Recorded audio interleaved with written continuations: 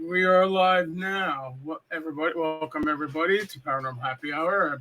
My guest tonight is Bishop Ronfile Enright from the Order of Exorcists. And Bishop, how are you? I'm doing fair. How about yourself? A little warm. A little warm today. Yes. I had to do a lot of yard work this morning and clean Yeah. up the house a little bit, but I remember those days when I had to do yard work. Oh my gosh, takes a lot out of you. Yeah, especially when the grass is knee high and soaking wet from the last night's rain. My lawnmower got a good workout for the first time since the winter. So yeah, we were talking about the spirit boxes just before we went on here, and this is what I work with. And we were talking about I have used it in Gettysburg of all places, and I've gotten I would say demonic type voices over it. Interesting. A few times, yeah. You know, it's come a long way. It's come a long way in terms of technology. I think, as I mentioned to you earlier, a friend of mine invented the whole concept and the first box. And of course, his name was Frank. And we used to call it the Frank box. This is about 8 or 9 years ago. And he actually created the very first, as we call it now, the spirit box.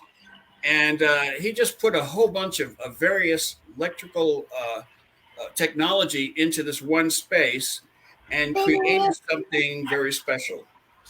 And so it was introduced to me way back when.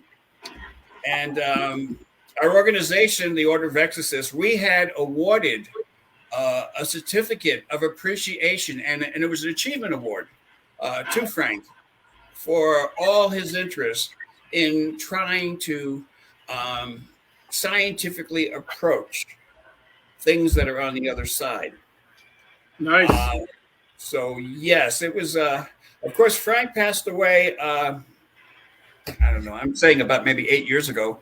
Those old timers like yours truly could probably remember the old Frank boxes.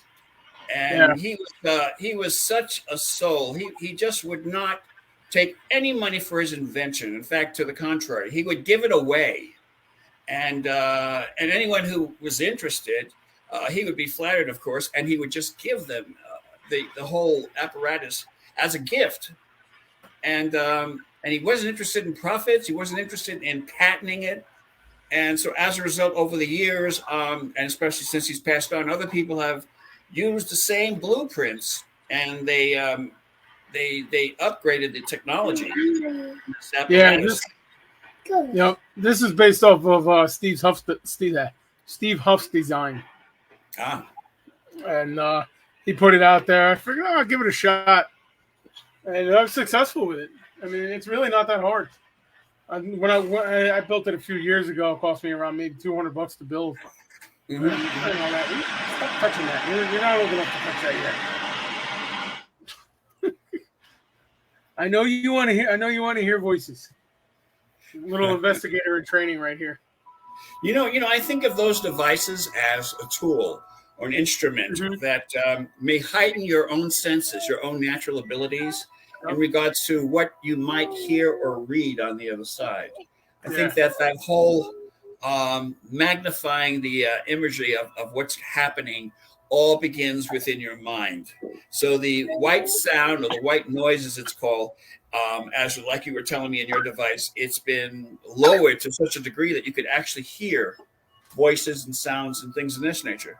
And I think that a lot has to do with your personal perception and the perception of the people that are listening. Because the people that are listening that are highly perceptive, they might hear some really good sounds. And their reasoning, their natural reasoning abilities would put these things together and come up with what they may have heard or what their impressions are. So I think that's a tool. It's a tool that can be used to heighten your own personal abilities. Anyway, that's my personal opinion on that. Yeah, I agree. I mean, I've gotten a lot of evidence out of it. I mean, it's a great tool. It really is. I use this more than I use anything else, aside from a voice recorder. Other than you know, but other than that, that's really mostly what I've been using lately and stuff. In the olden days, our investigation teams didn't have any technology, not really, Mm-hmm. and so they used to use the bare minimal in terms of common sense, Yep. perception, and if a person was intuitive, they would use that person to perhaps maybe read the room and read the house and read what's going on, and they would add their impressions as to what's going on. Mm-hmm. The And those are the olden days. You know, of course, we used a lot of pads and pencils, and those the pencils are Yep. those long things. You know, they have a little lead, and you kind of like hand. I don't use pencils anymore. And the pad, of course, I don't was have like any here. it's like a pad. You know, it's like, but you Yep. know, it looks like this. Yeah, I But do very have a pad. I do have a pad that I use. there you go. I use pen though. I don't use a pencil. I In probably should this use a pencil. in this modern day of technology, you know, we have these devices that you could talk into, and they could actually dictate. That is, they will actually take your notes and write them down long form so you could review later. Yep. I mean, the technology is, oh my gosh, the technology is so advanced these days. I I could remember back in the olden days, we would never think that this day would ever come, because the Yeah. technology is incredible, totally incredible. Yeah, I'm all for changing, but I'm also intrigued by the old ways of doing things. The old tape recorders, yeah. um, and stuff like that. Putting the bells on the doors, so if a door opened, you'd hear it, and all that. Yeah. Tonight, I keep saying I'm gonna go get bells, and I keep forgetting to do it. let me, if you like, I could tell you a story about what has been happening at my place of residence for the past 20 years. Yeah, And I sure. think you might find this interesting. In my role as the chief exorcist for the Order of Exorcists for so many years, I always had my team send me their assessments along with proof in regards to what is happening, what type of manifestations are taking place in the house. So they would send me, you know, their recordings and so on, and I would review them, and then I would examine them, and if it was a possession, I would, you know, have our psychiatrist join and collaborate with me in regards to what their opinions are, and then I would form an opinion. But all that information, I had it on cassette tapes, so I had probably close to maybe well over 1,000 of these CDs that I was keeping in my house. Mm-hmm. And what is happening is these CDs, okay, they're not only recording what's going on, but they're also absorbing the energy that's going on within the room or within the investigation. So little did I know until many years later, because you know, strange things would happen in my house. You know, I mean, seriously, in the house, and there's really no call for it. But I would look at these things as if the Amen. house is going through some form of demonic infestation, which is almost impossible in my home, but nothing really is impossible. And of course, I would do my house blessings, and I would do all the other rituals when that would take place. However, I found out where the source was coming from, Mm-hmm. and the source of this demonic power, at least affecting my life and within my space, was in these CDs. Each of Really? these CDs, as I said, they're recordings of assessments, and they were not only recording, but they were also absorbing anything that is spiritual within the space, the room, the house, whatever. So that was an attachment with the information that was on the CD. Didn't even realize it. I didn't even think of that until a few years later. And then when I realized, and I think I may not have told you a story, but I'll tell you a real brief story in connection with that, and keep that in mind, okay, about the CD tapes, which, by the way, I moved to the garage, and all that activity started happening in the garage. Okay, and so, you know, like 9 years ago, I had a Prius parked in my garage. It would start by itself. The radio would go on, it would turn off, and as soon as you approach it, the car would turn off immediately. The lights would go off and everything, and you're going, what the heck? I had the vehicle checked several times, okay, for any malfunctions, and each and every time they said, nothing's wrong with the vehicle. I mean, it's a Toyota Prius. It's like it's a very good, reliable type of vehicle. And to make a long story short, I owned that vehicle for 10 years. I loved it. I mean, 60 miles to a gallon. I mean, unbelievable. Especially these days, that would be like the best vehicle to own. It just costs $90 to put 20 gallons of fuel in my wife's car. How much? $90 for a full tank. It cost us somewhere between $110 to $125 because again in California is over $6 a gallon. I don't know if you know that. No, I hear I pay $4.39. Diesel's over $6 here, but the gas is still under $5. Oh, really? Well, ours is over $6. I mean, and that's really totally. Well, that's another story. Another story to be told at another time. But getting back to my garage, okay? So things started happening in the garage. Then I remember opening the garage door, and there was a whole bunch of bees that were in the garage. I mean, they all flew out. Couple of hundred at least, like in a pack, which it seemed like they were thousands, but I'm sure they were just a couple of hundred. I ducked as they flew right over my head, and then they just totally dissipated. I looked in the garage trying to search for a nest or something like that. There was no nest in the garage. I had an exterminator come, and he did the whole 9 yards, and he sprayed and he searched for any type of residue from all these bees. I couldn't find anything. So when he left, okay, I said, fine. I closed the door. The following morning, I opened the door, and about another 200 bees came out of nowhere, and they just head straight for me. Wow. So I said, okay, now I've never been stung by a bee, and I don't even know what it's like being stung by a bee. But if that ever happens, I'm probably gonna be not very happy about it. In any case, so that happened again. So I decided to. Because I knew what was going on. There was some kind of dark spiritual entitlement going on within that space of the garage, all because of those CDs. Those CDs, as I said, they not only record the information, but they also absorbed. And I'm repeating this so you could remember this. The story I'm going to tell you, you're going to be really interested, I think. So the energy is absorbed from that dark space. Okay. I'm moving on to my next story, but keep that story in the back of your mind, okay, about the energy, okay, and about how it's absorbed. 6 years ago or so, I'm sitting in front of my computer, and my team from across the world, I mean, in the other side of the world, in the UK, sent me their assessment.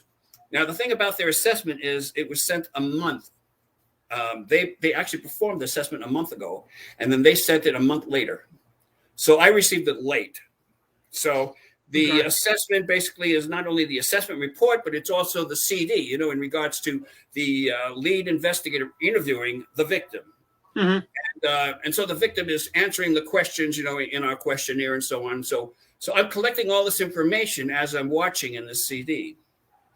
Now, I'm going to put a little period right there because I want to say something real quick in regards to that. Something about demonic. The demonic and spiritual entities are outside, just like God. They're outside our frame of awareness. Okay, they're outside our time and space. Right. So that means that a demon theoretically can move from one century to another within seconds. Okay, after saying that, and of course, keeping in mind, demons have no boundaries. They have no time restrictions. They're outside our time and space, such as God, just like God. They can move in and out from century to century. They're fallen angels, as you know. These are our demons now that they've been with us for centuries. Now, getting back to my story, I'm in front of the computer reviewing the assessment that my guys in the UK sent me.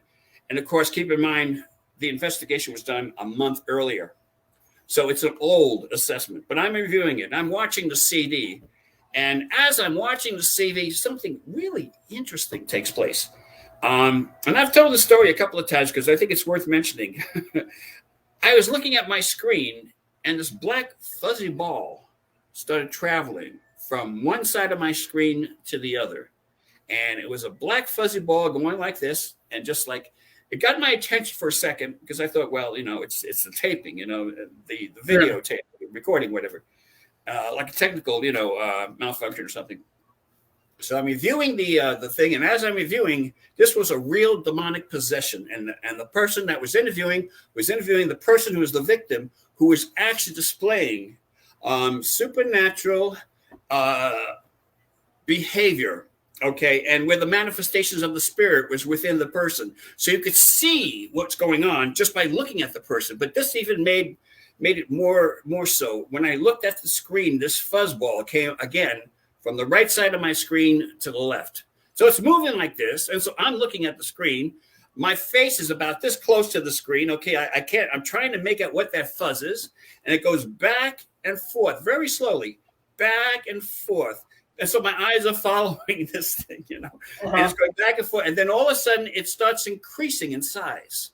So the little black ball starts opening up.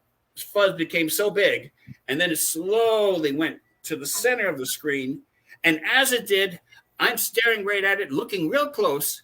And it was at that time I felt an incredible amount of energy coming from the screen, so much so that it literally pushed me back in my chair. Okay, it was a force that was just an invisible force that came out of my screen. It's all tied in to what was happening 30 days prior to me receiving the assessment tape. For me, reviewing the tape, it was 30 years. Now understand, the demonic, since they could move like from one room to another in a matter of seconds, it's like it was taunting me and wanted me to see its activity. So as it slowly turned in front of me and then continued to go back and forth, it had my attention. It was drawing my attention off in regards to what was actually happening in the actual background. Right. The manifestation took place 30 days ago. And yet I'm watching it in today, real time. And the demonic activity that I'm watching on the CD is actually happening in my time frame within the moment as I'm viewing it. So it's like I'm there, like I traveled back in time 30 days ago. The demon just has to basically draw its attention and travel from one's 100, from a century to another century within a matter of seconds. So nice. I've experienced a supernatural event, and this was one of the attachments that was on one of the CDs because I was, I don't know why, but I was, saving them, collecting them. I was just putting them away, filing them away, and as a result, I will never forget that incident. I repeated this story a few times over the years. The reason being is I believe that it illustrates the power of darkness that could walk through the centuries. And in terms of our lifetime, we're just a little blimp, okay, in regards to the universe. I mean, we're only here for a very short time. Average lifespan's 80, 90. You're lucky if you reach 90. But my grandmother just turned 91 on the 9th. Oh, God bless her. Yeah. That's great. Yeah, but 91 years young. That's great. I mean, life is so precious, my friend. I mean, I take life right now. Every second we have, I just try to cling on to it as much as I can. I try to hold every second because the seconds go by so fast. And before you know it, the minutes go by, the weeks go by, the years go by. And before you know it, well, you're like me, you're an old guy. I'm already starting to feel that way. I've been having some issues with my hip lately, and it hurts. It hurts. My wife's starting to call me grandpa. Because I'm getting gray hair already, and you're too young, my friend. Tell me about it. You're too young to have any stress at all. Yeah. My granddaughter calls me Papa. I'm her Papa, and she's so darn cute, and so it's like these kids. I'm telling you, they're so precious. And you have a son, Edison. You hold on to the memories because he's going to grow so fast. Before you know it, he'll be in high school, college, and there you have it. Tell me about it. Tell me about it. I mean, he's only 2 years old and he's 40 pounds and he's the size of my 4-year-old nephew. Really? My 4-year-old nephew is the same height as him. Wow. Well, he's gonna be a tall guy. He's gonna be tall. Well, we're both about 6 foot. My father-in-law is 6'2", so he's definitely got the height genes. And Yeah. So hopefully that'll get him a scholarship in either football or baseball. Oh, excellent! You like sports? Well, I do. He likes throwing stuff, so he's getting an arm on him. He's getting an arm on him. But, throwing stuff. Can I use that as a segue to my next story? Because throwing stuff is something that kids do all the time, but there are some people that are no longer kids. They're adults, and they keep throwing things around. Sometimes they're involved in things that are not very pleasant, and so what they do is they try to spread the evil and the darkness and try to blind those who are trying to see. I mean, life is difficult enough just to walk in the daylight, but just picturing yourself in a black room with all sharp obstacles and you can't see anything and you're walking and you have to walk from one side to the other. You know what? That can be very painful. I've done that. Can be very painful. I've done that as a fireman. Yeah. I've done that as a fireman. You can't see where you're going. It's not a good feeling, but the only thing you can do is just keep moving until you find your way out. Yeah. That's all you can do. Yeah. And I always tell people, if you find yourself in this situation, get to a wall and just follow the wall around. Yeah. Unless there's a hole or something in the floor, of course you might fall into a pit. Yeah, well, that's what you use one hand on the wall and the other one to feel where you're at. But who says that the floor won't collapse out from under you? It has happened. That's a possibility. We live in a world full of mysteries and questions about everything, and sometimes our reality is not what we think it is. I actually have a picture. I'm going to put up right here. I want to see what you think about it. Wow. It looks like I hope that wasn't your house. No.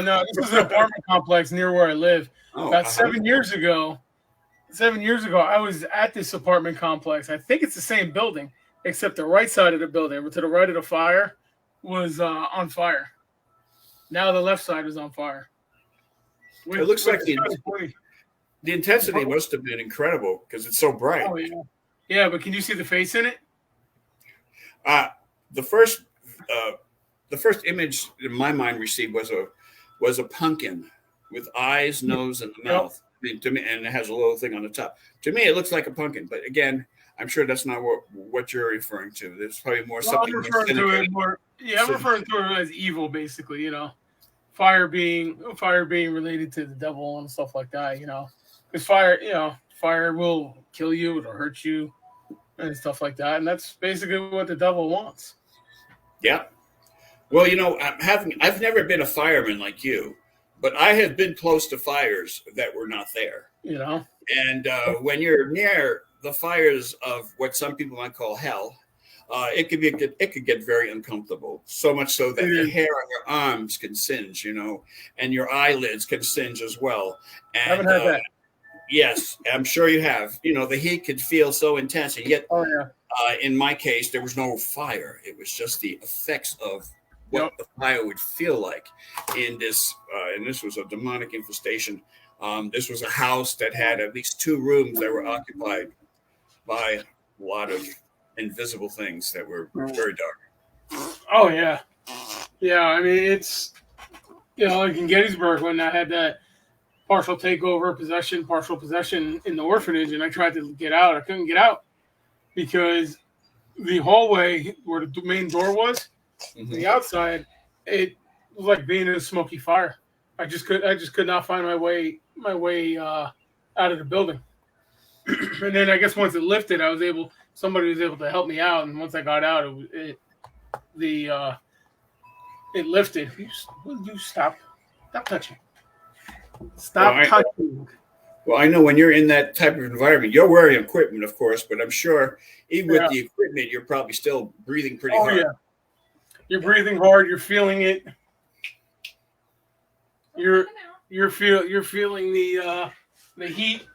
Yeah. The heat and all. I mean, just because you're wearing that gear doesn't mean that you're not gonna feel it. Yeah. Especially if your gear's on fire. Exactly. Yeah. Same thing is true, when in investigations, when you're doing things and you're invading the space of something that does not want you in that space, you will start feeling and sensing things that are uncomfortable, as if you were like in a room that's on fire. You'll feel the heaviness of the air. The climate will get so strange, okay, that it will literally take your breath away, and your attention would be, of course, directly on what's going on around you. I think personally, I should say personally because it's a fact, and many people could attest to this, that when you're dealing with anything dark, okay, it does not want you to be there, and it will do whatever it can to push you out. And if not physically, it will try to do it mentally to get you out, and it will try to convince you that your life is in danger. Yep. And if you stay any longer, you will die. Yep. And you have no choice in the matter. And they will manipulate your mind, your whole mental process, and have you believe that. So much so that whatever you're doing in an investigation, all you want to do is get out. Yeah. You just want to run out, And believe me, that's happening. Same thing with a fire. The same thing with a fire, the fire's trying to push you out while you're trying to put it out. You're doing a search and all of a sudden the fire comes to the floor or the roof caves in or something like that. It could happen. I mean, I had my coat burned. The back of my coat was burned one time in a fire. I was doing a search of a room, and the fire came up through the floor in the closet and caught the back of my coat, the tail of my coat on fire. And I didn't know it. My partner who was behind me jumped on me and started smacking my ass. I didn't know what he was doing, but once he told me that I was on fire, I was happy that happened. But it's like I said, I've said this before, that I attribute this to being a fireman. It almost goes hand in hand when you think about it. Yeah. You got to be alert of your surroundings. You got to know your exits, know your way out, know how to get in. And that's true. Like if you're doing an investigation, you should know all those things. Yep. Well, I do. I always do a walk around, and I always look at the map of the to see the location before I go to it. This way, I have an idea of what's where and what's in the woods and stuff like that. I just did one yesterday. More of it what you call it? Oh man, I can't think of it. I basically investigated the house to calm the client down. I knew there was nothing there and stuff like that. The only issue is they're moving out of the house, so I can't investigate it again. So I don't know, but she says she's feeling a little bit better with it. This was that's the woman that was screaming that I played the tape recording for you. She says she feels a little bit better in the hotel, but my theory is that she's in a public place, and if she starts screaming like that, she's gonna get thrown. She might get thrown out. Right. So that's my theory. I mean, I'm still not convinced about it, but I'm still waiting on. They're having insurance issues with getting the psychiatric help and all that. So. Right. I'm just waiting on that. So I told him to put it on hold. Find a place to live, and then we'll continue.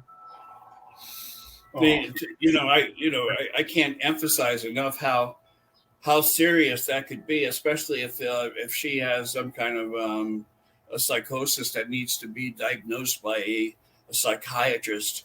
Yeah.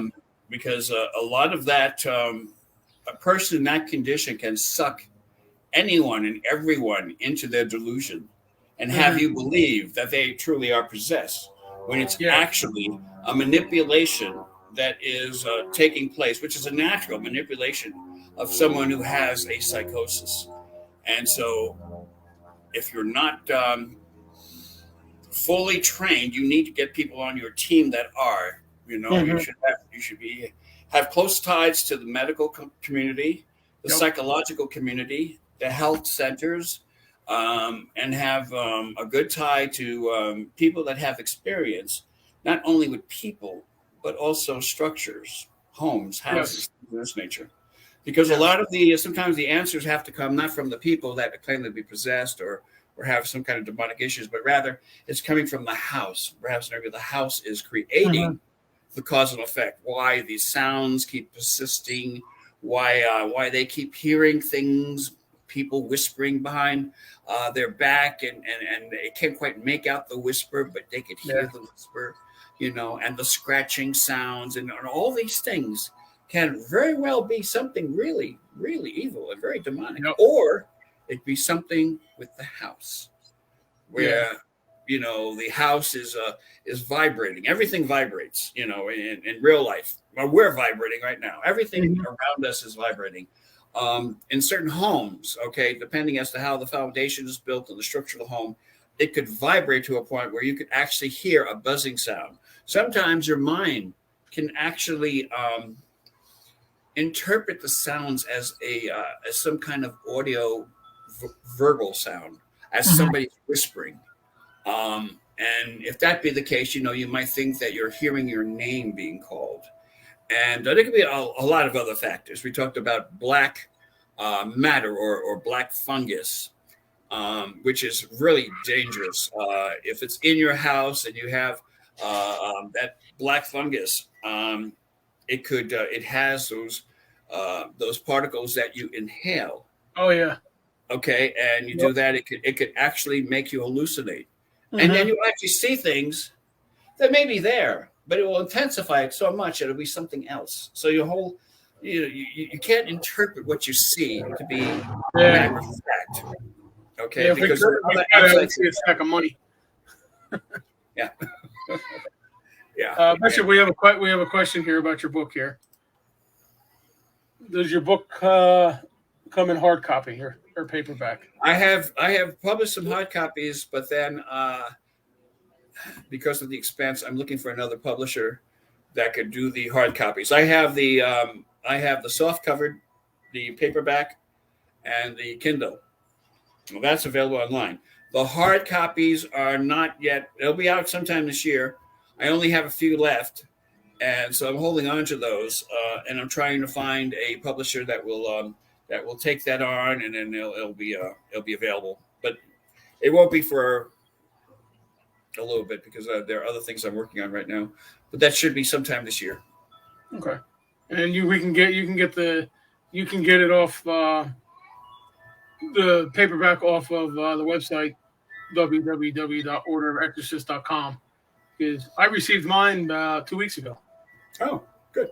Yep, I haven't started reading it yet because I've been working on a project, but I haven't had time to start reading it yet. But another question: the paperback is not on Amazon right now. No, it's on Kindle. It's the one that's on paperback is Blur. If you go to my website, click on the link, and they'll take you right there. Take you right where the book's at. So I do look forward to reading it. I do. I'm going to have a sequel. Are you? I'm having a sequel because my first book is it's my autobiographies in there, and I only mentioned about half a dozen cases. My sequel is going to be about at least maybe 25, 30 cases that I have documented that I am going to upload, and I'm going to print that. That's going to be the sequel. That should be coming out this year too. Cool. Awesome. It'll start off like Kindle, and then it'll start off with the paperbacks, and then the hardcover. That's the progression of it.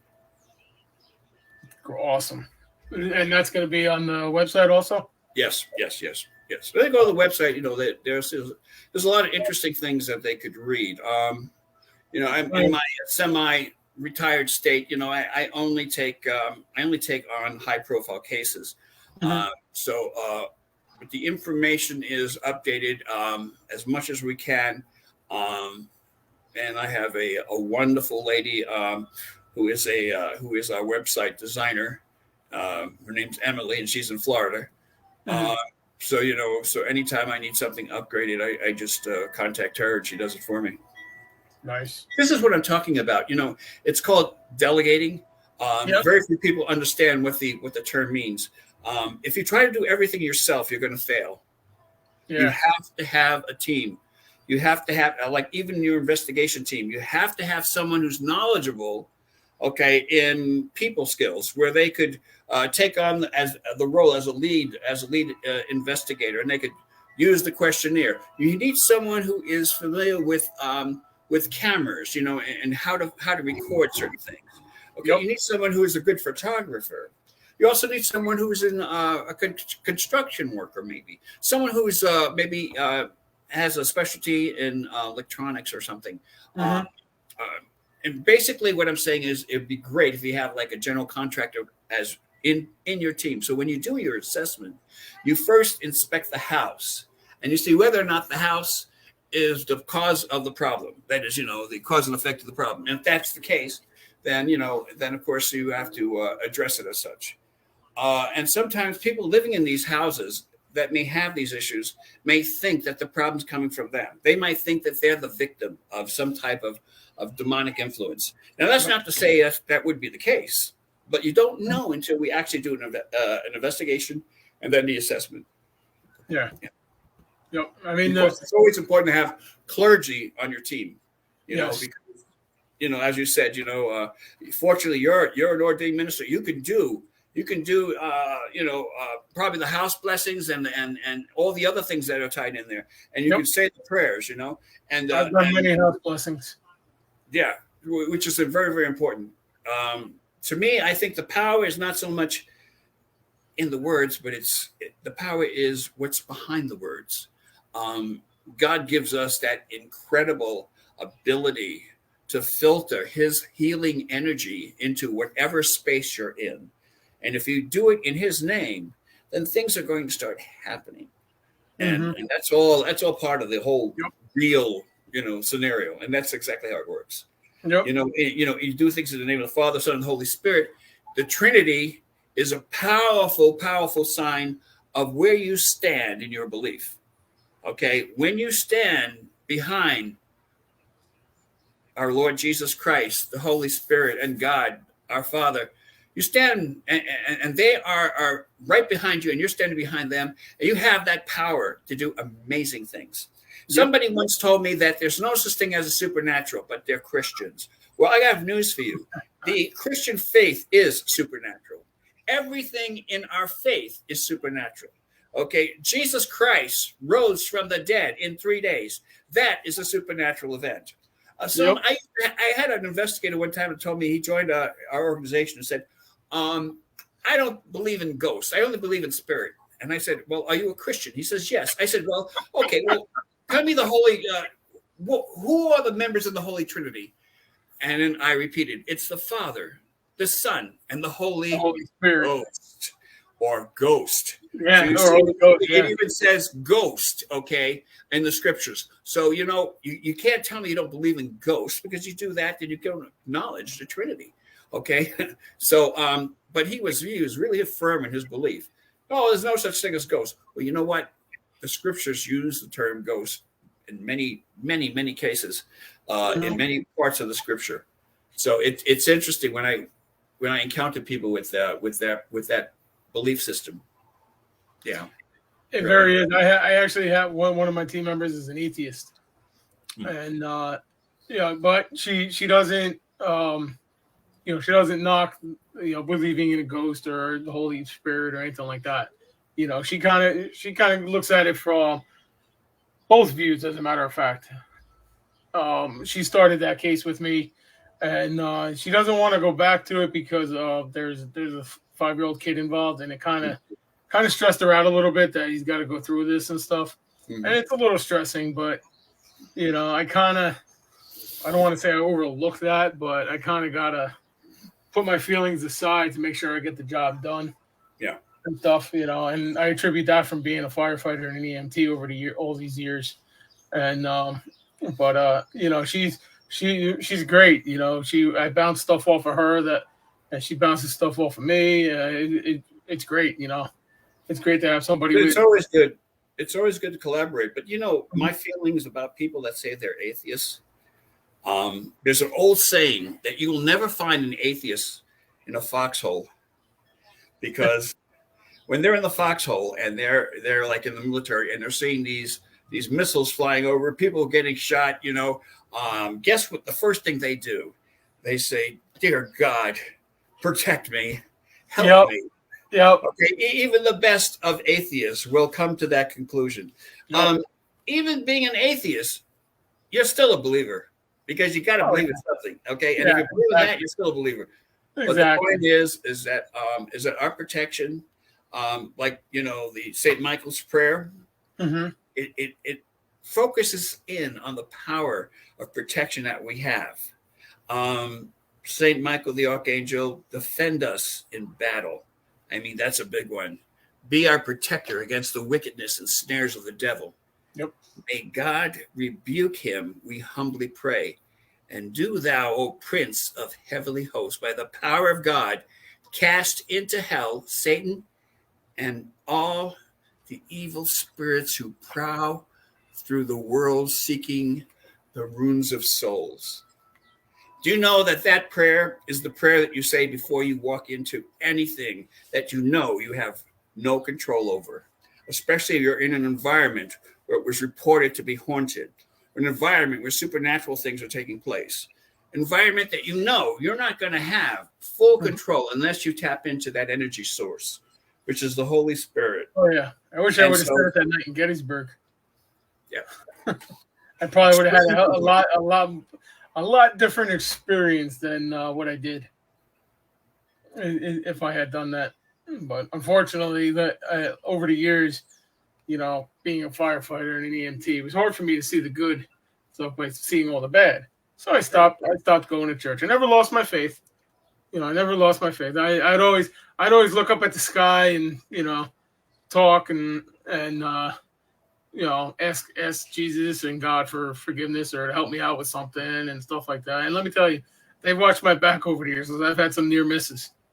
I mean, I was standing at a car accident doing paperwork at the back of our ambulance on Route 18, and somebody who was watching the cars, looking at the cars that were wrecked.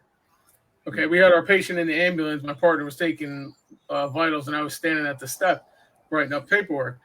And all of a sudden, I turn around, and there's a car headed straight for the ambulance. Oh wow! If I didn't jump out of the way in time, I would have been sandwiched between the car and the ambulance. Wow!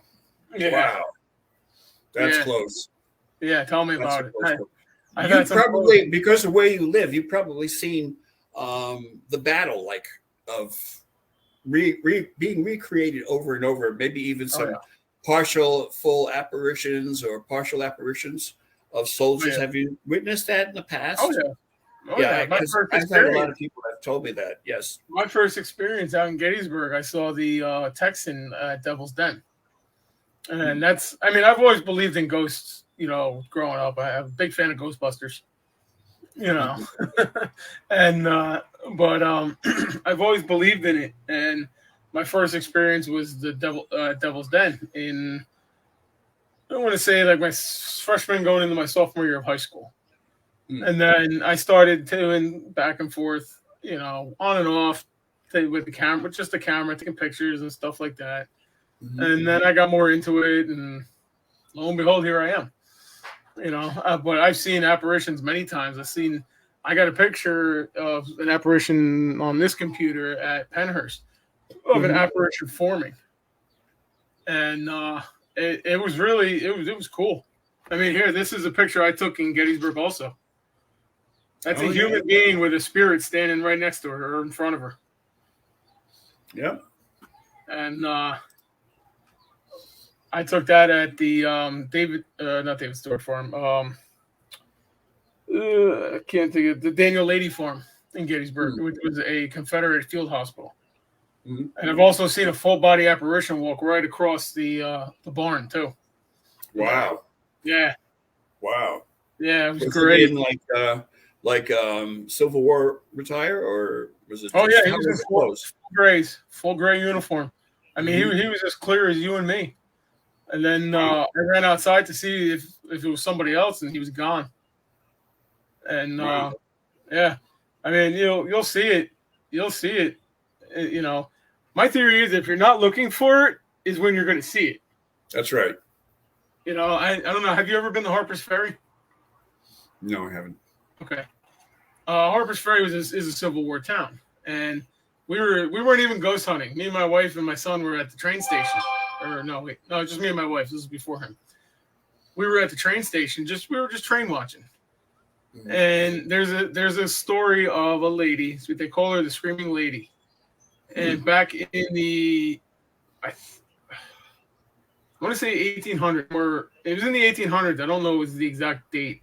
Might have been around the time of the Civil War. There was a lady that slept alongside the tracks, and her lantern fell over and lit her on fire. Wow! And she came out of her tent and onto the tracks, screaming that she was on fire and got hit by a train. Wow! And people see her walking up and down the tracks. Well, we were train watching, and all of a sudden, I seen this white figure walking down the tracks and all that. And I went to go yell for him, like, "Hey, get off the tracks! There's a train coming!" And they were gone. And then about 2 minutes later, I looked down the bridge, and they were on the bridge. Wow! And this person was on the bridge, and I'm like, "Huh." So, we weren't even ghost hunting. We were just waiting for a train to film a train come by, and we saw a ghost. You know, it's funny that things always seem to happen when you least expect it. Yep. When you're not looking for it, and for some reason your focus is on something else, but there's always seems to be something that will intrude upon wherever you are at, and whether it's an apparition or some type of movement happening, and you could only see it through your peripheral vision. Yep. Many of us, use our peripheral vision, and we could see certain things that you couldn't see if you were looking straight on, that is directly on the image. So sometimes you could see dark shadows or certain things flash, as if something is flashing into view and then disappearing like almost immediately. And these things happen. There's a lot of people that don't believe in any of this stuff. I hate to say it. And there are even people that don't even believe that demons exist. And it's so funny because majority of the people that are in our organization, they started off as non-believers. Oh, a lot of investigators have. A lot of investigators have it. What are you doing? I guess he likes being on camera. Say hi to everybody. That's like an on-the-job training, huh? Yeah. I can't wait. I have a theory that he sees spirits. My mother is in the house, from what I'm told by a friend, by Tara, my co-host, who's unfortunately not here tonight because she's not feeling well. Oh, that's too bad. So my mother watches over him, and my mother passed in 2015. Stop touching the computer. I just got it working. Leave it alone. And but I every once in a while he'll point up to the roof or something like that, and he'll hint there's something there, but I can't see it. So hopefully, when he gets old enough, we'll start training him. I have a newly born grandson, and he's like about 6. He's like 4 months old. Yeah, about 4 months old. And when he looks at the ceiling or looks at certain parts of the house, it's as he's actually seeing an angel. He's seeing something that we're not able to see, or at least most of us aren't. And I believe, and they used to say that when a baby smiles, it means that for no reason, it means an angel kissed them. And I thought I always thought that was really cute. Yeah. He smiles all the time. In fact, you are wet. You are wet. You need a diaper change. Go tell mommy you need a diaper change. Yeah. Yeah. The joys of parenthood. There you go. He got himself worked up the other day, and the other night when I was changing him for bed, and he exorcist vomited up his strawberry milk. Oh. Luckily, it missed me, but it's all a part of the scenario, my friend. Yeah, it's all a part of life, you know. And one day you're going to have someone who is your son may have a child, and you'll be a grandfather, and your whole perspective is going to change because you're going to be able to teach him all the good things in life, and help him, sidetrack all the bad things that we shouldn't even be discussing. There's so much of it out there, but the main thing is if you keep your eyes on the Lord, and keep your eyes on God. Yep. And keep him incorporated in your life, you really can't go wrong. And that's not to say you're not going to fall and slip and fall into something that's not pleasing. The point is that God will always be there, and that should be always part of your reality. Mm-hmm. Yeah. And God, and no matter what happens, you leave the church and come back, God will always forgive you. Yeah. I learned that. I came back. I mean, I unfortunately I can't get to church every week, but I went yesterday. I did a confession yesterday. I went to mass yesterday, received the Eucharist and all that. And like I said, unfortunately I can't get there all the time, but when I do get there, I make the most of it. Because I always try to get there before an investigation. Also, just to make sure I'm good. My soul's cleansed. That's always advisable. That's always advisable. You want to make sure that you have a clean slate. Yep. Make sure that that God knows that you are part of the family and that you're asking for protection. Yep. And then that protection will go wherever you go, as long as you acknowledge God and make Him part of your process, make Him part of your life. Mm-hmm. And that's extremely important, Again, it goes for everything. And I always wear. I don't leave the house without this. I got my cross, and then I got my St. Benedict's medal on. Mm-hmm. On, and figured, what's more protection? The more protection, the better. The more protection, the better. Why not? And when it rains outside, you want to make sure you have your umbrella, and you could open that umbrella, in a matter of seconds before getting wet.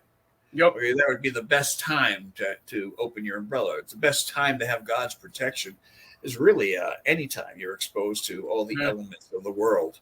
And unfortunately, the elements of the world include all the evil things, the evil influences that are around us. And we can very well be touched and affected. And if that happens, then you need to seek help. Yeah. And that's exactly what I tell people. If you need help, call. Don't feel bad. Don't feel like you're going to be made fun of because you asked for help. Okay. Right. I ask for help all the time. If I can't figure it out, I do. I ask for help. But I really don't care what people think about that. I ask for help, and the only stupid question is the one that's not asked. And I tell people that all the time. Yeah. Well, loving your loved ones are one thing. Loving your son's one thing. Loving your wife's one thing. Loving your parents and so on.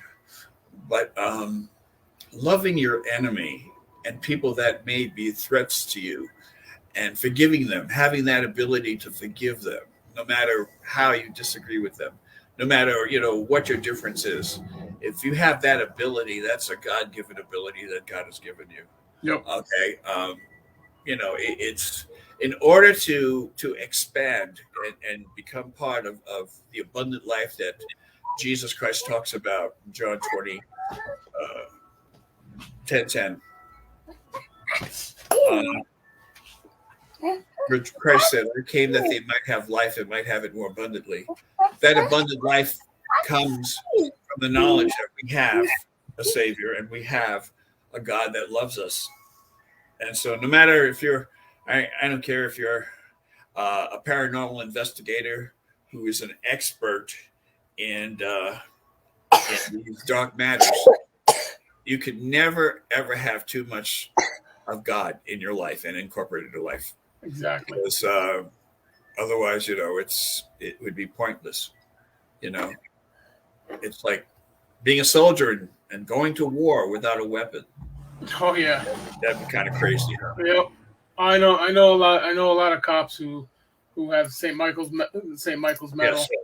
you know, and all that, and you know they basically say the same thing. You know, they always ask for protection before each shift, even after the shift. You know. Sure. St. Michael is a patron saint of the armed forces and also police department. And, and oh yeah, for sure. That's very important. And I'm glad these guys have it right. Okay. Mm-hmm. Unfortunately, and there are other, belief systems out there, and such as I'm thinking of the state. There's a couple of states actually that have been advertising the Church of Satan, Satanic Church, Satanic Temple, or something. And I think one's in Tennessee, and I think there's another one somewhere in the Midwest. Anyway, to me, it's a reminder that there'll always be the two elements, the good versus evil,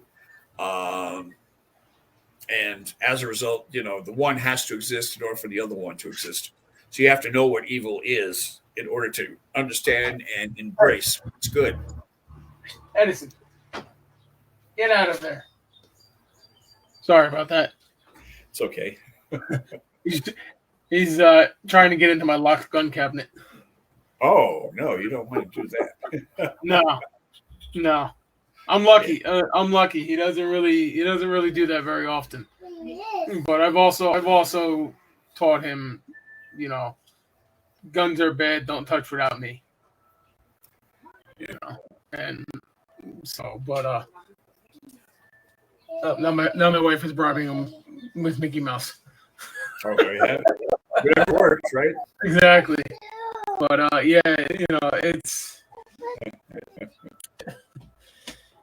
Yeah, I mean, I started when I got back in. I left investigating for a little bit after an incident I had in Gettysburg, and about that time, my son was being born anyway. So I'm like, well, I want to be around. I don't want to be bothered with doing investigation while my son is young and stuff like that. So I waited about a year before I came back, and I just started reading up on demonology and stuff like that, just to make sure that I knew what I was getting myself back into. I knew how to protect myself and all that. And I never actually thought I would hear the call to do what I'm doing now.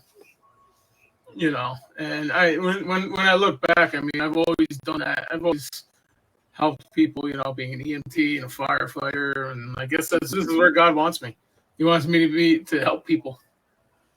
And I said that to my wife, and she kind of rolled her eyes at me, and then she thought about it. What? Common response to you. Oh, shut up. She said that was a common response to me. But I do believe that this is where I'm supposed to be, helping people out and all that. Let me tell you about your setting. Let me tell you, as I observe your show, I would say that you have the perfect title for your show. Because this is exactly what the title says. It's kind of like a kickback, relaxed family environment, just about, and and it's like it's not formal, it's not like some other crazy shows. This is as you said, it's like an after school. How would you put it?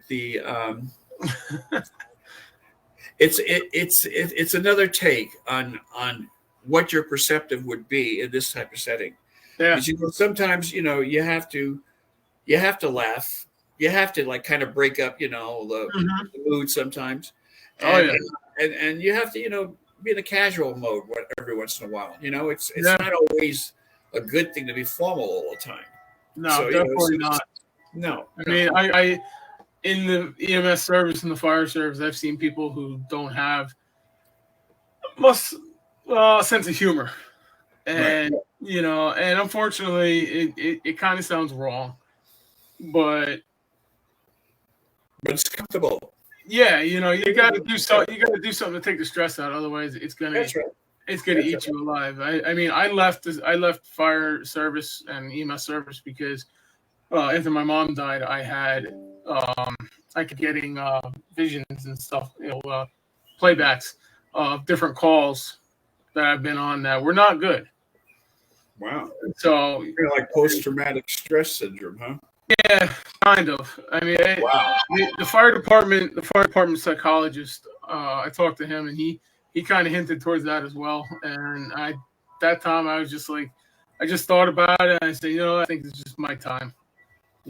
It's my time to go. You've probably seen a lot of horrible things then. Oh yeah, on the job, that is. Well, I joined the rescue squad 6 months before 9/11. Oh, that's wow. That's how far back I went. And wow. So I wasn't directly in New York City, but I was working with people coming over, the dead coming over, seeing Right. people, seeing some nasty stuff. And I was still in high school at that time, and then, I don't know, 20 years later, you never think it would come back to you, and it come back to haunt you. It came back to haunt me. So that's when I said, well, I'm retiring and going into trucking. And then I got back into this, and here I am. So there's a thing in the psychology field called repression, and that is the process where your mind is able to bounce into a defensive mode and place a lot of your horrible experiences and just store it away somewhere, so you won't have to dwell on it. Otherwise, you wouldn't be able to function, as within a normal lifestyle. So in a way, repression is a godsend, Oh, yeah. And that God made us that way, so we won't allow ourselves to be exposed to the horrors of our experiences. Yep. And but it's not a bad place where I'm at. I got a family. Well, renting a house or renting a place. We got. Our bills are paid. We're not in too much debt that we can't get out of it. So I can't really complain too much. That's excellent. And not many people could say that. Exactly. Don't get me wrong. I have my good days and I have my bad days. I have my days where I just want to go, where I just don't want to talk to anybody. Just go do my job, go home. And then there's days where I'm on the phone constantly talking to somebody and stuff like that. And I got friends that I vent to and stuff like that. So, and same me, But here we go. But it looks like we're at that hour. I don't know if you got the time or not to keep going. But if you want to keep going, we can. I could, we can go another 10 minutes if you want, 10, 15 minutes. It's up to you. You're the host, and I'm your guest. And so, all right. Well, I'm going to take a quick break. I got to run to the bathroom, and we'll be right back. Very good. Okay.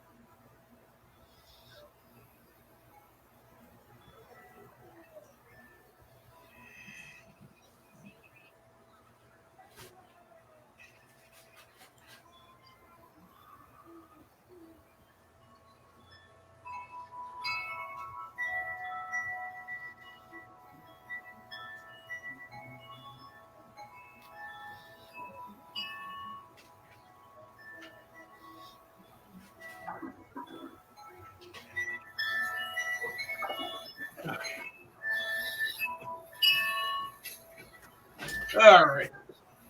Oh, sorry about that. Man, I can hear your wind chimes going. It must be really windy.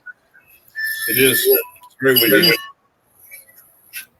I like the times though. It relaxes me and it's not too annoying. Yeah, no, the wind chimes are nice. My wife had a pair somewhere. I don't know where they're at. Somewhere around here. We're outgrowing our place, so we're looking for a new place right now. Good. But expansion is always good. It is. Expansion is always good, as long as it's not your body, and my body keeps expanding. You're not the only one, trust me. I had that same problem. It's my doctor keeps telling me to drink more and more water. I keep telling her I drink a gallon of water a day. How much more do you want me to drink? But yeah. Well, when you get a certain age, you see, you're at a good age because whatever you do, it's not going to, unless you're a diabetic. If you're not a diabetic, you have several options or choices you can make in life, and they could improve your life. I don't know. I've been overweight for probably the last 10 years of my life, and reason being is I'm addicted to Italian food for some strange reason. Love lasagna. Oh, man, spaghetti. Love the pizza. I used to love lasagna. Yeah, I'm Italian, so I know exactly. Well, there you have it. But I like lasagna, but I don't know have you ever tried veggie lasagna? Sure. Oh, I love veggie lasagna. I can eat that all day long. I put that on top of regular meat lasagna. But it's one great thing about that, you can be real creative, and well, you see, that's the whole thing, though. There is a thing, where having a fixation on food is not a healthy thing. No. I try not to fall in that category, but sometimes I can't help but wonder. I need to pay more attention to what's going on within my body. Yeah. Thank God I'm not a diabetic, and I'm less than a year away from being 70 years old. So as a senior, I have to really pay attention to those things, I mean, I don't eat terribly, but here the problem is because I'm on the road all day, driving the truck. I don't get to eat very healthy either. Yeah. A lot of what I eat is Burger King for lunch or McDonald's for lunch. But even then, I try to get like chicken nuggets or something. Nothing too heavy. But I also do, if I can stop at a Wawa or a Sheetz or something, I'm limited to where I can go because I got 80 feet. I got 40 foot of trailer behind me. But they always just say you are what you eat. But I have a very short story to tell you if you want to hear it. Yeah, sure. Go ahead. Okay. Well, true story. There's a chef, and this is in Florida. This chef worked for Holiday Inn, and he was very well known, and people knew him as being a reliable chef. His wife disappeared like about maybe, I don't know, 2 or 3 months before it actually hit the news. And what was happening is there was no trace of her body. And so the authorities, they investigated not only the chef, but his work environment, where he lived, all the other places, because he was the number one suspect. Yeah. And wouldn't you know, 10 years later, first of all, the case turned into what's called a cold case. Because they couldn't find the body.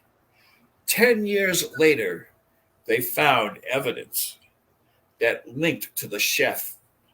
And it was all in regards to the tools that he was using. He used a special knife, special chopping block, things of this nature. And as a result, they found evidence.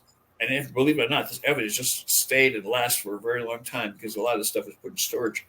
The evidence showed that he chopped up his wife in small pieces and served his wife for the past several months as like some kind of entree. And Yeah, exactly. And I think about all those people that were guests at the Holiday Inn, who were there for those months while he was a chef. Yeah. Oh, And oh my gosh! And I remember that case really well. Um, and to think, they say that human flesh, when eaten, when digest, um, you really couldn't tell um, if it was human flesh or not. I mean, you would think that it was a gourmet yeah. meal because it tastes so good. It Yeah. doesn't taste like chicken. It doesn't taste like anything else you may have tried or eaten. But to think, to be served and not knowing that whatever you're eating, this is true in restaurants. As if you go to fast food restaurants, as I Mm-hmm. tend to do once in a while, you have no idea how that food is prepared. Mm-hmm. And you hear stories about people finding fingers, that are deep fried in their Kentucky Fried Chicken, basket and stuff like that. And there's like urban legends. Who Yeah. knows? Who knows if they're true? But you know what? The possibility still rides that anything and everything is possible. Oh yeah. So, I consider myself a people person, but if I was in Florida in those months where the chef was serving his wife in pieces, I would hate to say that I am what you are, what you eat, because that would really make you look pretty bad. Yeah, that's jeez. I mean I that had, I actually had to reminds me of share a that. story my uncle told me. My uncle's a truck driver as well. He was delivering to a Chinese or a warehouse next to a Chinese Yeah. restaurant, and he heard a commotion next door at the Chinese restaurant, and all of a sudden he saw a cat jump over the fence and a guy chasing it with a machete. Oh man, Yeah, talk about an overkill. yeah, Wow. yeah. Kind of brings that stereotype of they put cat in the Chinese food, Yeah, but I always thought that was funny. I really did. yeah. Well, yeah, there are people in our country, in certain parts of our country, that find it very acceptable in terms of eating things that we would never even consider eating, like Hmm. bats or Oh, rats or rodent, or any kind of rodent, or possums, or I don't know, and like maybe I'm old fashioned. I'm from East New York in Brooklyn. Okay, Brooklyn, New York. I guess we're a little bit old fashioned. We don't really like to eat insects. Um, yeah. Although some of those rats in New York could make a good meal. yeah. I've seen some of the rats in the subway in New York, Oh and my holy gosh. hell! See some of the rats in Los Angeles. Oh, in the early Oh, morning bet. hours, there's so many of them. There's like hundreds of them. I'm not kidding you. Hundreds Oh, of them come bet. out of the sewer, and this is like where there's no traffic at 4 or 5 o'clock in the morning, or 3 or 4 o'clock in the morning. They tend to come out, and you ask anyone who ever lived in Los Angeles, and who very well may live in Los Angeles at the present time, if they leave their house like early in the morning in downtown Los Angeles, they'll see rats all over the place. I mean, it's I infested. believe it. And underground, there's a tavern under Los Angeles, like in most cities, and they're infested with all kinds of rodents. It's really, I it's believe it. really interesting. I Yeah. believe it. Reminds me of that movie Demolition Man where he's eating a rat burger, or Oh, Sylvester Stallone eats a rat burger and he says it's good.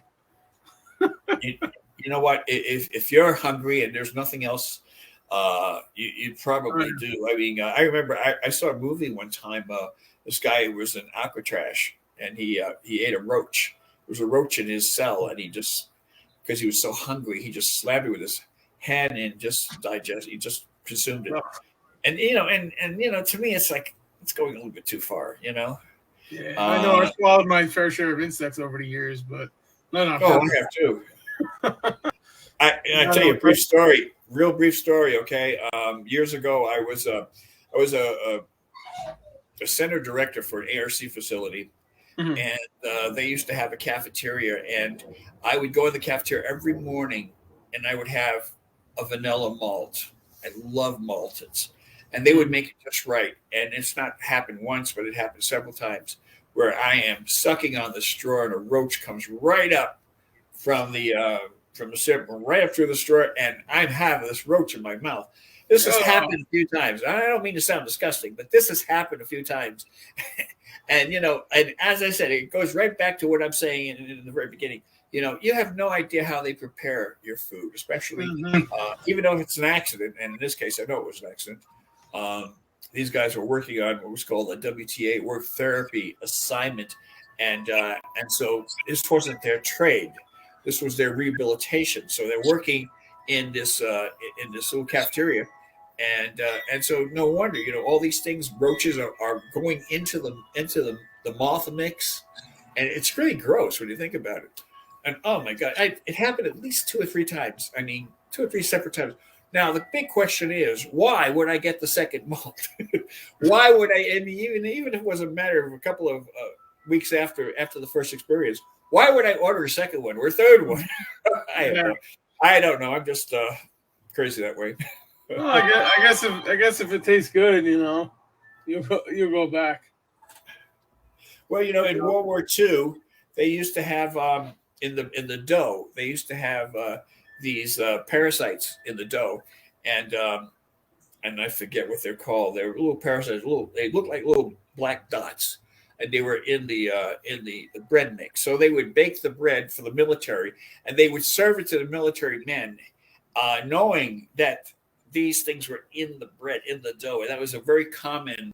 And I don't know if you know this or not, but the FDA they inspect the food that we eat, and in chocolate, right, there's like a percentage that's acceptable in terms of insects that they will allow in your chocolate. So if you've ever eaten chocolate, or if you still eat chocolate, you're also eating insects. Okay, there's a certain small percentage, but there was this percentage acceptable enough that the FDA has approved, and because it's not going to kill you, and if anything else, it's just additional protein. So if you're a chocolate eater, understand that what you're eating is not exactly 100% chocolate. There are other things to enhance the taste. Exactly. Well, that's like that. That's like that adage. They make gum out of horses' hoofs. That's interesting. I've heard that. I don't know if there's any truth to it, but I've heard it. The best thing that I could remember ever eating in New York was a hot dog. And then of course, years afterwards, I realized what's inside that hot dog, and you would not believe what's inside the hot. I mean, it's so much stuff that would make you gag, but it tastes so good. Yep. I mean, I don't know how to explain that, but it just tastes so good. Yeah, it's almost like going to Philly. It goes right back to the subject of evil. Evil. It feels so good. I mean, it feels so good to be involved in these things that we know as sin. And we find ourselves being compelled to repeat the same action, knowing it's not the right thing to do, but yet we continue to do it because it feels so good. What's hard about it is to acknowledge that it is a sin, and that to refrain from it, whether it be overeating, whether it be lust, whether it be anything like that, you need to refrain from these things in order to become whole once again, and acknowledge the fact that that is not a good thing. And you see, that's the most difficult thing to do, is to refrain from all these things that feel good, all these things that we spoil ourselves with. It's so hard to refrain from all of those things. Drugs, alcohol, whatever whatever the substance is.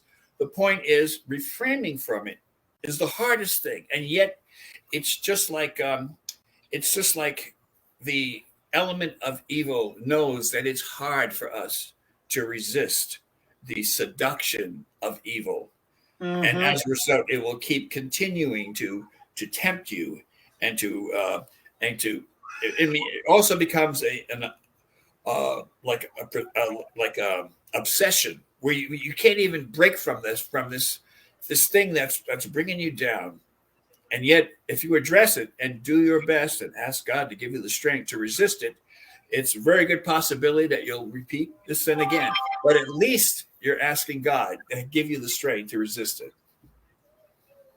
Yeah, I know. It's like my mother-in-law makes these killer brownies, and I can't have just one. But every time she makes it, I have resisted it before, but then she sends them home with us. And then it's just like game on after that. It's like, oh. You know, I always tell her, you gotta stop making these brownies. They're making me fat. You know. But then, of course, if you ask my wife does the same thing. She likes to bake. She likes to bake sweets and goods like that, and she always tells me, "I'm gonna make you fat." I'm like, I'm already fat. I'm already fat because well, you know what? You know what? We always blame the people we love for our weaknesses. You know, the true person who's the guilty one is we would be that person, because even though we're tempted with all these wonderful foods and sweets and stuff, you know, it's, as I said before, it's like, it's so tempting. You just want to let yourself go, which is a terrible thing to do. But yet, you know, then you regret it afterwards. Oh yeah, you're smiling afterwards, but you're not. The scale's smiling too. That's right. That's right. No forgiving in those numbers. Definitely not. Believe me, there's definitely no forgiveness. I've lost weight, I've gained weight, but Dan, I want to tell you, it's a pleasure, you know, talking to you. It is. Okay? Same here. You're a very good young man. I feel you have your whole life ahead of you, and you have a beautiful son. And I think that you treat life as precious as it truly is, as well as all the people you know, and you will be okay. You'll be okay, my friend. Yeah, well, definitely. And if I don't know the answer, I know where to go. There you go. I know where to go find it. Okay, my friend. Well, I'm gonna. Maybe we can end this now, and I'm going to tell you that that it was a pleasure knowing you, having you even, you know, accept some of the cases that we could throw at you to look into. I appreciate that very much. Actually, the one case. Did you get my email about the one case? Yeah, I did. Okay. Yeah. Okay. So you know, so we just keep the connection going, you know. And as far as I'm concerned, you know, you're part of our organization because you're working in our behalf. So that's a good thing. So you know, I appreciate all the opportunities that the organization allows me. And you know, and you know, anytime you're in trouble, you know how to reach me.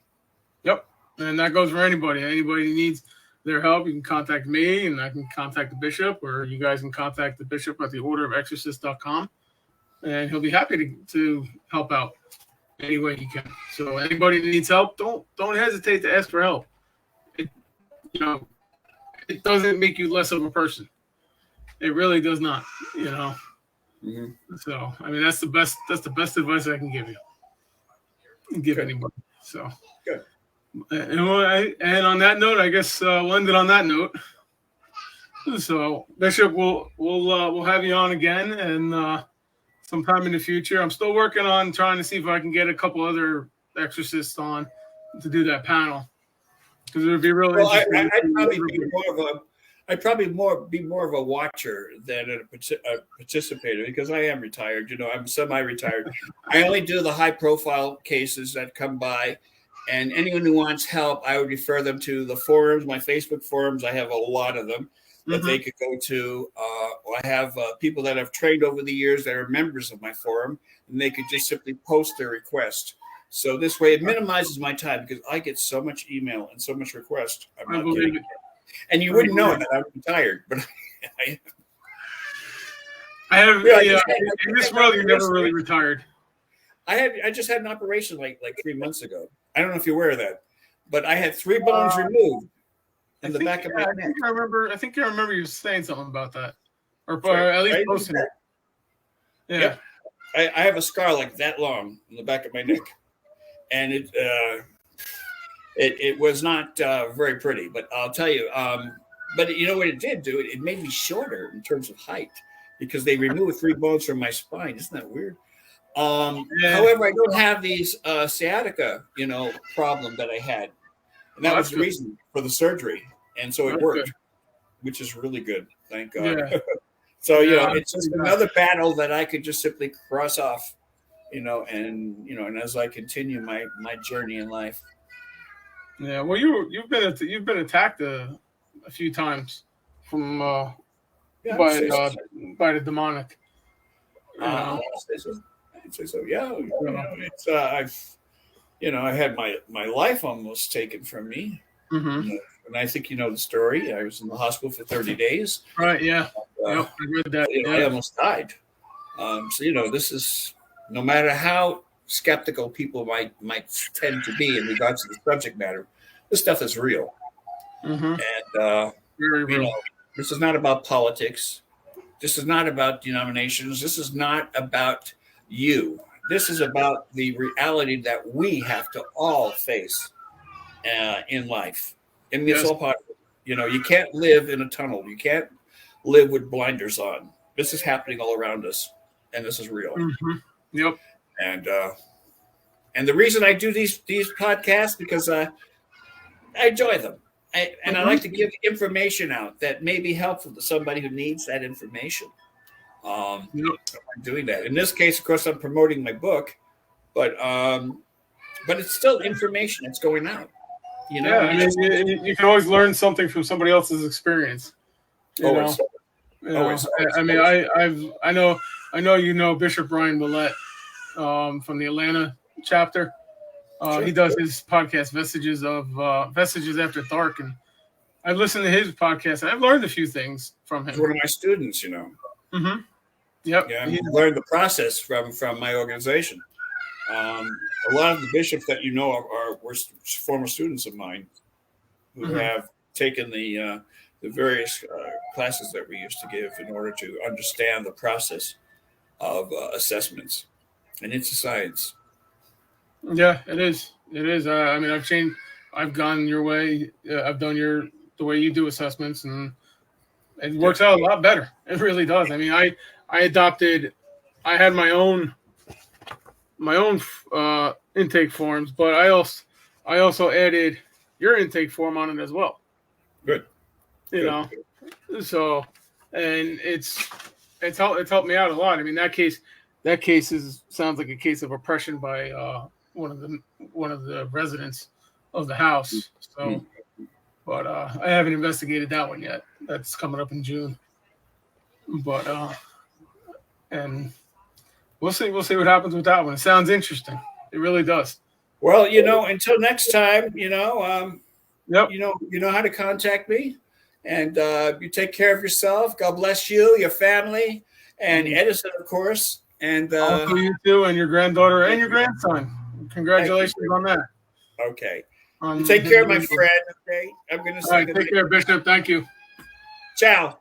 Bye.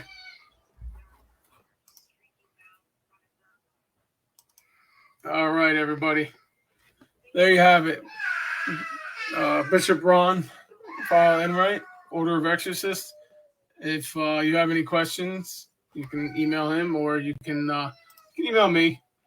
But if you're looking for help, you can contact us, NewJerseyGhostDetectives.net or NJGhostDetectives.net, or contact the Order of Exorcists at theorderofexorcists.com.